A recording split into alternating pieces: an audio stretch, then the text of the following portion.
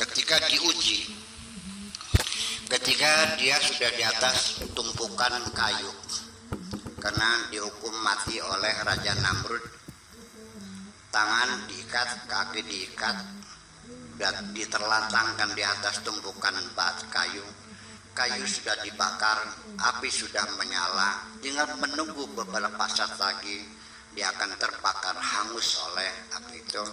Seorang malaikat datang berkata, alaka minni hajatun ya Khalilullah, perlukah Anda aku bantu? Kata malaikat, perlu bantuan enggak?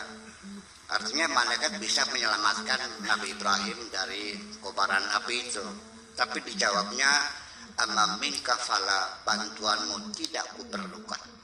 Wa amma minallah fabala, kalau bantuan Allah silahkan. Itu yang kuharapkan. Maka Allah pun membuktikan bahwa hukum alam bisa dihentikan. Ya narukuni bardau wassalaman ala Ibrahim, wahai api, dinginlah dan selamatkan Ibrahim. Jadi artinya bahwa hukum alam sendiri itu memang permanen, bahwa air dicipta oleh Allah dan diberi energi.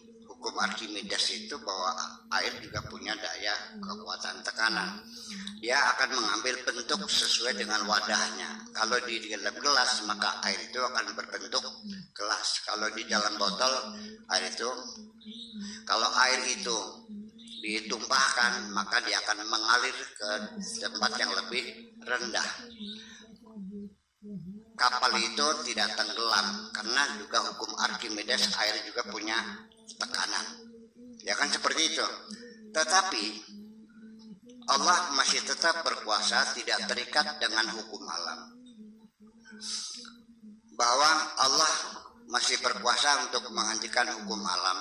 Ketika Nabi Musa menyeberangi lautan, Allah membuat laut itu menjadi tidak berlaku hukum Archimedes di situ. Nabi Musa pun berjalan di lautan itu dan air itu tetap tidak menggulungnya. Begitu Fir'aun yang lewat digulung olehnya. Jadi kalau kita masih tergantung dengan hukum alam, ya Anda adalah bagian dari alam ini. Tapi ketika Anda tidak terikat dengan hukum alam, ya tidak cukup dengan hukum kausalita, maka akan bersambung langsung dengan prima causa, yaitu Allah Subhanahu wa Ta'ala.